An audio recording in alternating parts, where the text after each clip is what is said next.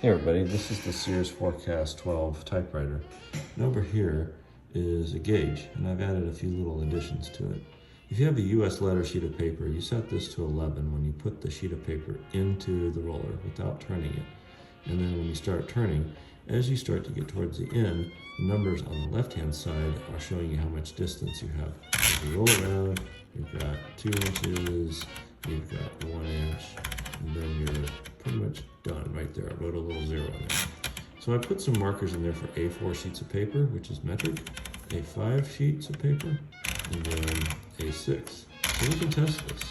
We'll put it at A5.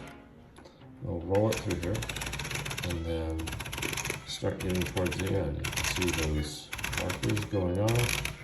We're getting towards the end here pretty soon. 25 millimeters. And we're pretty much done right there.